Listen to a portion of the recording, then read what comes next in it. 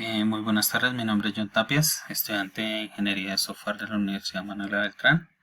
En este caso vamos a hablar sobre, pues, para la materia de inteligencia artificial, la actividad 3, eh, en donde vamos a hablar sobre los agentes inteligentes. Entonces, primero que todo, es importante tener presente qué es.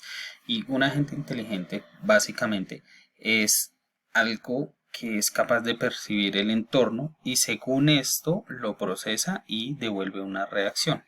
Entonces, por ejemplo, como acá no tenemos el entorno donde él tiene percepciones, por ejemplo, pensemos en un robot donde tiene sensores o los carros, los taxis que hay ahorita en China que manejan solos, no llevan conductor.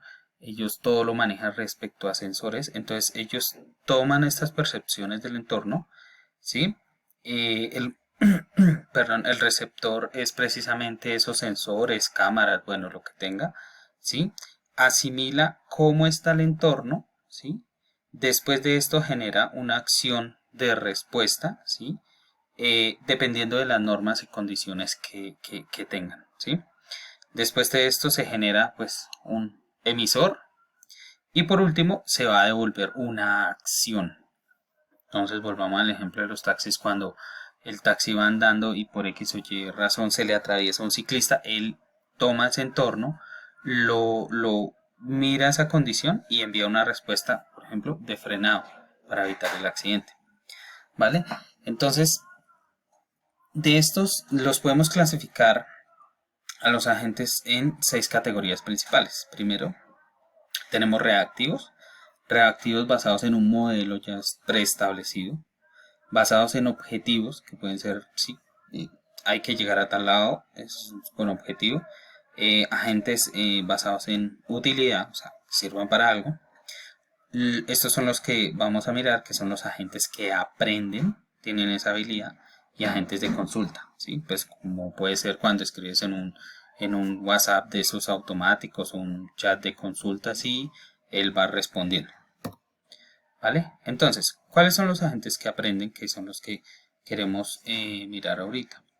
Es importante que es automático, ¿sí? Están basados en un software que es lo que ayuda para que ellos sean inteligentes. Entonces, programas que mejoran su comportamiento y experiencia, ¿vale? Entonces, dos posibles formas de adquirir esa experiencia para estos agentes. Entonces, primero es a partir de ejemplos suministrados por el usuario.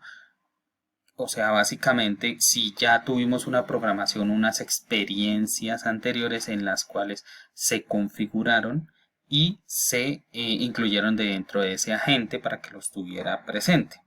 Estos podemos decir que son supervisados porque son los agentes que ya nosotros incluimos previamente. Y hay otros que son mediante exploración autónoma, ¿sí? Quiere decir que el software que aprende a jugar ajedrez mediante la realización de miles de partidas en sí mismo, o un robot que aprende a salir de un laberinto mediante una prueba de error. Básicamente, bueno, y estos son no supervisados, lo que pasa es que con la experiencia que ellos llevan, van acumulando esas experiencias y después dan esas opciones de respuesta, según las condiciones, según lo que se requiera.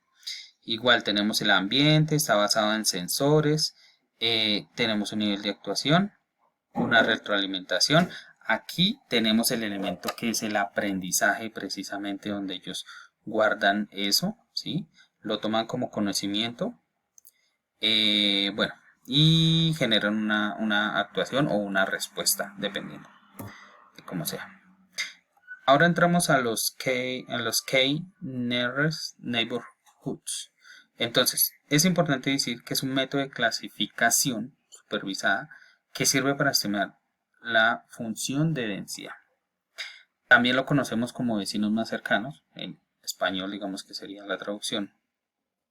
Y dice que sigue, que tenemos unos pasos para clasificar esto. Entonces, primero, seleccionan un número de K vecinos. Entonces, básicamente lo que queremos es decir, oiga, ¿cuántos son los que vamos a agrupar? Entonces, queremos encontrar los 5 vecinos más cercanos, por ejemplo, como acá, ¿sí? Eso lo vamos a definir como un K.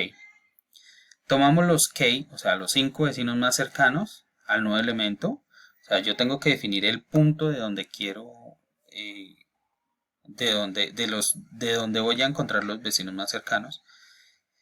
Y después de que entre los vecinos más cercanos, contar el número de elementos que pertenecen a cada categoría. Entonces, por ejemplo, de acá tenemos 2, de acá tenemos 3 o 4, bueno, no sé. Y después de eso asignamos el vecino pues que tenemos, que según le corresponda.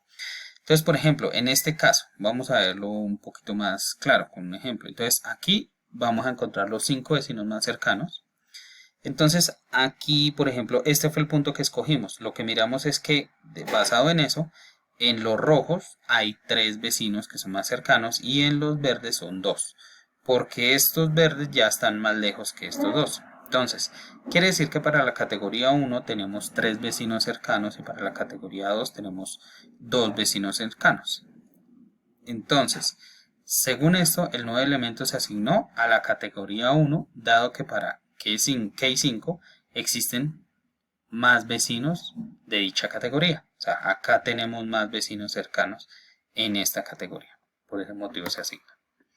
¿Vale? Bueno, pasemos a los K-mains, básicamente.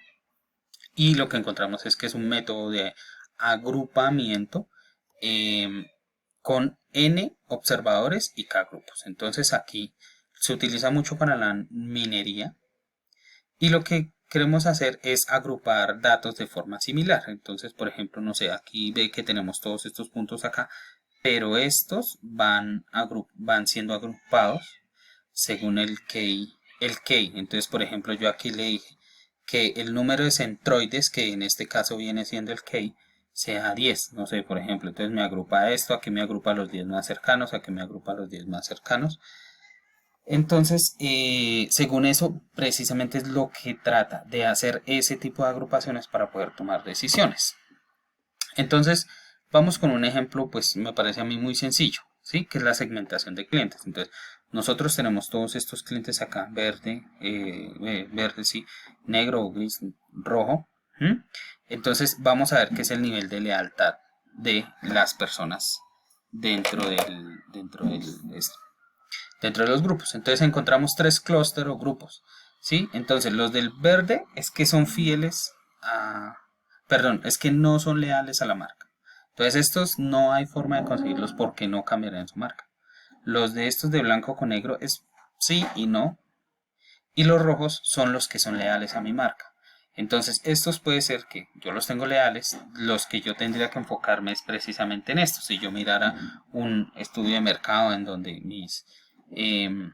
donde me arrojara estos datos y decir, oiga, estos como que sí, como que no, estos tendrían los que yo tengo que apuntar y tengo que atacar para recuperar más gente. Listo, entonces hay otro que son las medidas de distancia, que es muy importante. Entonces dentro de esto encontramos que básicamente hay algoritmos que se basan en medidas de distancia. La cercanía es importante para saber dentro de estos que, perdón, me devuelvo un poquito, dentro de estos que miramos acá, miramos que este puede ser el más cercano que está a llegar a la fidelidad. Entonces estos son los primeros que yo tengo que atacar, los que tendría que ir a buscar. En función de esa cercanía es importante medir. Entonces acá tenemos, por ejemplo, tenemos la medida entre el punto más cercano, ¿sí? Es importante y es lo que conoceríamos como enlace sencillo o single lane cache, ¿vale?